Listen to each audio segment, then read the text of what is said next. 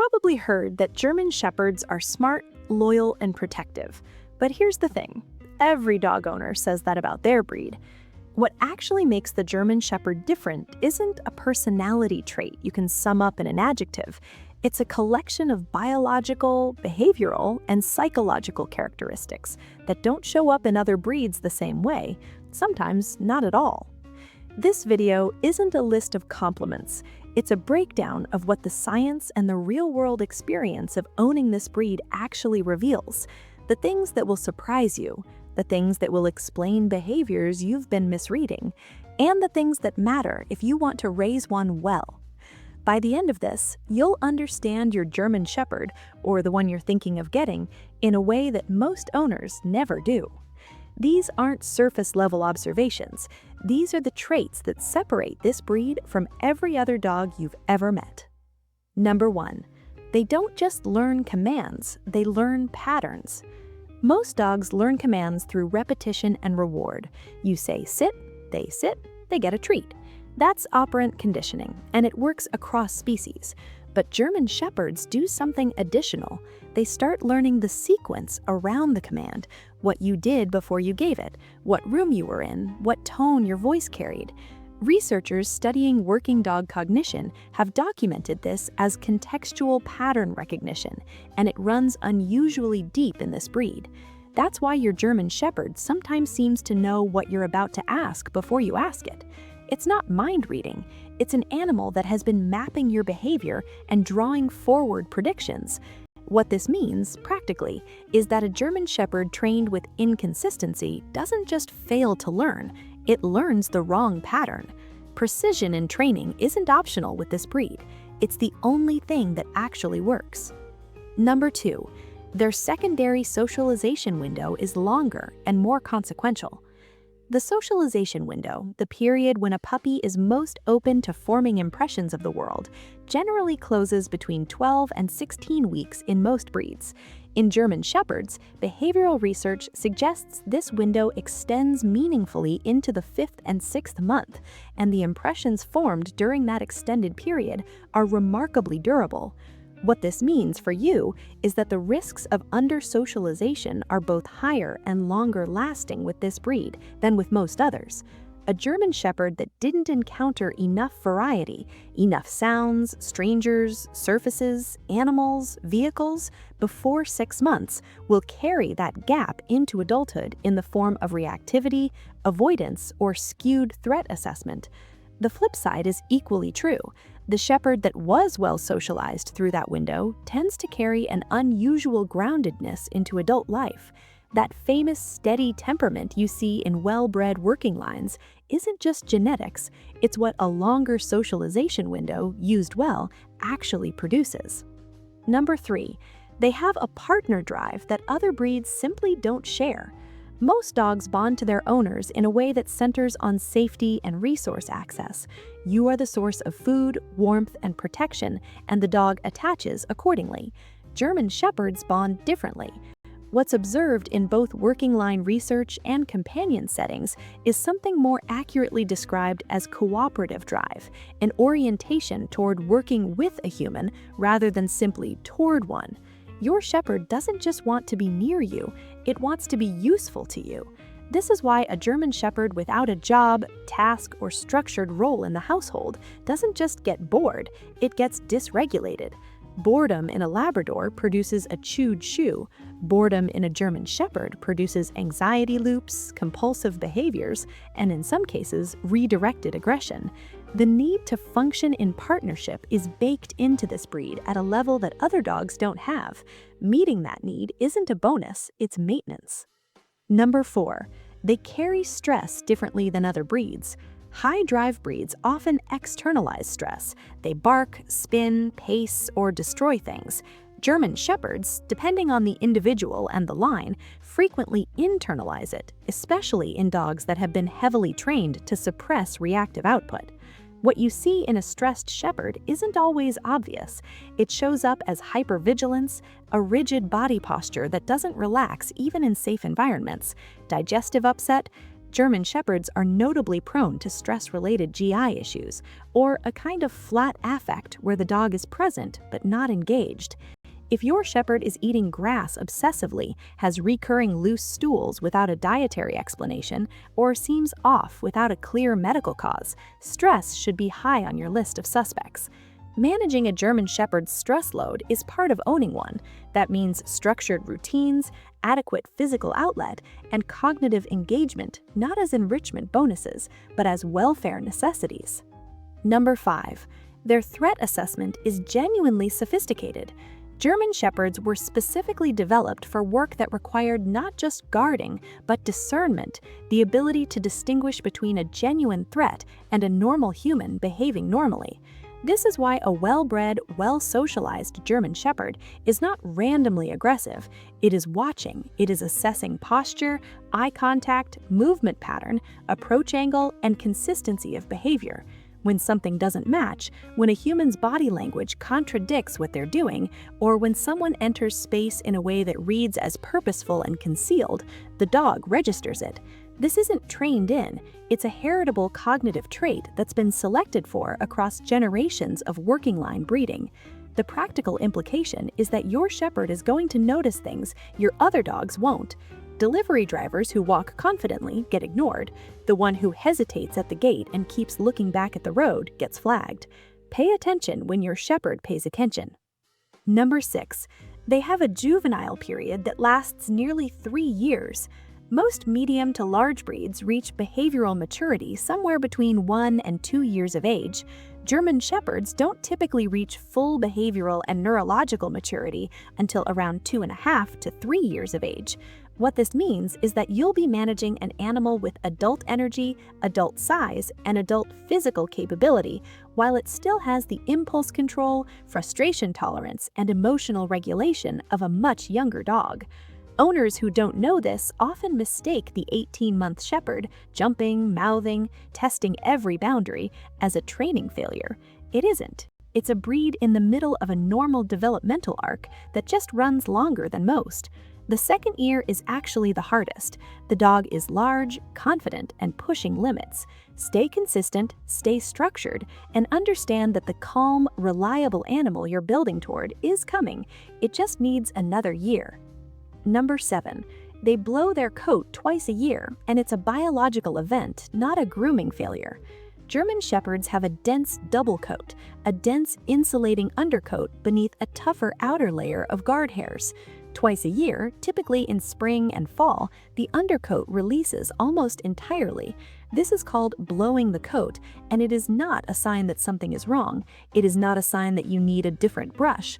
It's a thermoregulatory biological process that happens regardless of diet, grooming frequency, or climate. During these periods, the amount of shedding is genuinely difficult to describe to someone who hasn't experienced it. What matters is that you understand what's happening. The undercoat is cycling out to make way for a new growth phase appropriate to the coming season. You manage it with an undercoat rake and consistent brushing during the blow. You don't stop it. And critically, you don't shave a German Shepherd to manage it. Shaving destroys the coat's layered structure, removes the insulation that protects against both heat and cold, and in some cases permanently disrupts regrowth. The coat is a system. You work with it, not against it. Number 8. Their ears are actual emotional gauge. Every dog communicates through ear position, but the German Shepherd's ear structure, large, upright, independently mobile, gives you a resolution of emotional data you won't get from a floppy-eared breed. Forward and rigid means active target focus. Slightly tilted back and soft means the dog is at ease. Pinned flat means fear, submission, or appeasing behavior. One ear forward and one back is a split attention state. Something in front of them is interesting, but they haven't ruled out something behind them. The level of granularity here is significant. Over time, you stop needing to guess your dog's internal state. You read it in real time in the ears before the behavior even escalates. No other commonly kept breed gives you this kind of feedback with this kind of mobility and precision. Number 9. They vocalize in a way that is specific to this breed. German Shepherds talk, not in a trick-trained way, in an intrinsic, communicative way. The breed is known for a range of vocalizations that go far beyond barking. Low grumbles, drawn-out moans, something between a whine and a howl, and a kind of conversational muttering that owners almost universally describe as the dog telling them something. This is not random noise. It's an extension of the same social communication that the breed uses with its pack in the field. An animal that was bred to work in close coordination with a human over long distances learned to keep that communicative channel active. Your shepherd is not malfunctioning when it groans at you from across the room. It is trying to stay in contact, respond to it, engage with it. That two-way communication loop is part of what makes this breed remarkable to live with. Number 10. Their pain tolerance is high, which makes them dangerous to misread. German Shepherds were developed for endurance work in demanding physical environments. One of the consequences of that development is a stoicism around pain and discomfort that can mask injury or illness until it's significantly advanced. A dog that limps after running is showing you something. But a German Shepherd with early hip dysplasia, degenerative myopathy, or an abdominal issue may show you nothing visible for longer than you'd expect. This breed is disproportionately affected by degenerative myopathy, a progressive neurological condition, and hip and elbow dysplasia rates in the breed are among the highest of any large breed.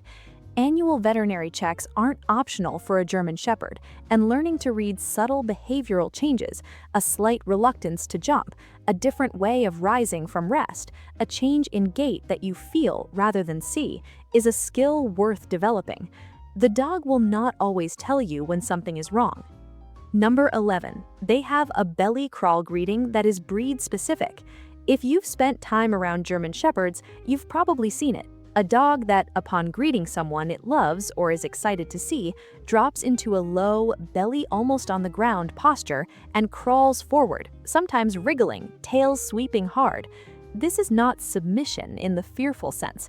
It is an appeasement and excitement blend that is far more pronounced and physically distinctive in this breed than in others.